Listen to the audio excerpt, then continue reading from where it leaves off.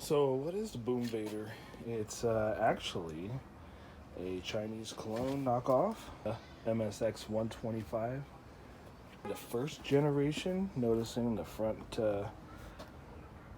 headlight there. I'm going to go in on this thing. What are the good points and what are the bad points of owning a Chinese clone? Once you receive your bike, personally, myself, I had it built first from Kronik Racing. And Pete did a good job assembling it first. And I was actually there for the second bike to be prepped up and started and all that for the first time. He changes the oil first and bleeds the fuel, make sure it starts up, gets it idling and everything. And then he sent me on my way. I paid for it via PayPal. He gave me a great deal because I purchased two. Here's the other one. Doesn't get a lot of use, but it's actually very custom. I feel like I got more into that bike than I got into this one. Looks, this thing has a lot going on. The motor on that one was just quite expensive, which was also sent to me via Pete from Kronik Racing. So let's go over this bike once again. I changed the headlight. I'm sorry, not the headlight. Actually, I did. I customized the headlight. The headlight is actually a Bluetooth speaker, and it works very well when I'm just chilling out and the bike's chilling. I can just turn it on and listen to my music or take phone calls. It listens pretty well. I changed the tires from the street to the dirt. It's been close to 8 months, and I still got a lot of knobby tread left, so that's good. And I ride it daily, guys. I've got a lot of miles on it so far. Of course, I had to put the dirt bike style fender on there. The new gold and black shocks that are adjustable. That was a definite thing you probably all want to look into once you buy one of these. Just these for about 199 bucks. I think it's like, yeah, 199 bucks. It was fun to install. Next thing I did on this 125, I believe I put an oil cooler in it. That was necessary as hell, I think. People say, hey, it's a 125, I don't need it. Shit, as much as I drive mine, I'm sorry, ride it. I can smell the oil cooking in that. No thank you. I want to cool it down as best as I can. Especially I ride it hard, because it does go in the dirt. So it's not like it's on the street, just like, chilling. It's going through sand and anything else I throw at it. The turn signals, I like them. They're flowing. That was custom. Unfortunately, we're having some issues right now because I have a ground issue. They keep flickering. So that's an easy fix. I just got to take the headlight off and trace it back. But that's only because I started dicking around and putting Bluetooth speakers in my headlight. Custom mirrors, I like them up high. I really didn't care too much about the low mount ones that go in your bar ends. Those look like they don't really do too much. I had to go ahead and change out the seat.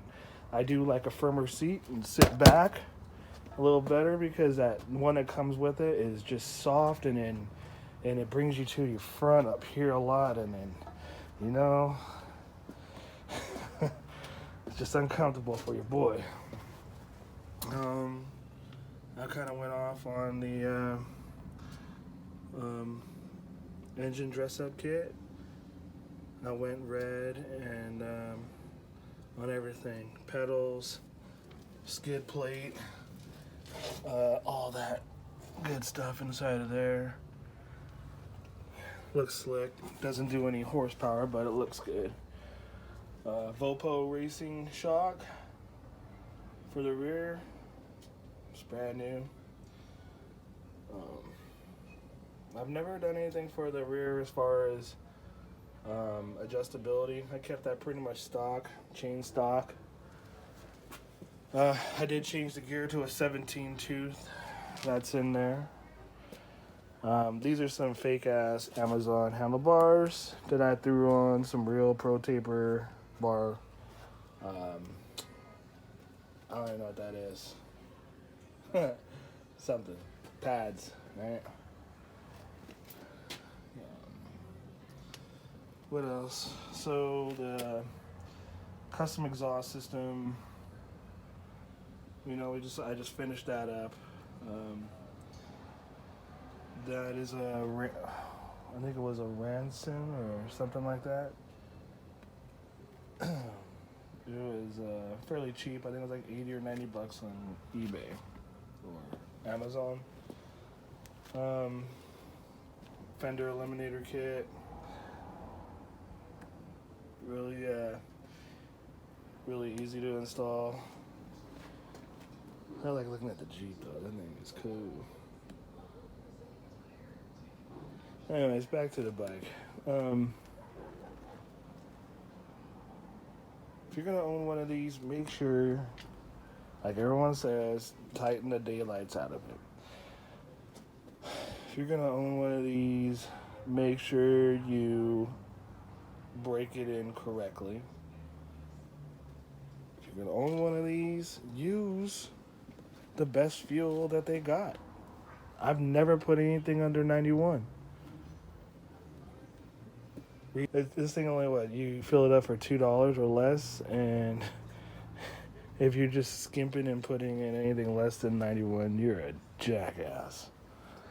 And I let this thing sit for days, and it still fires up.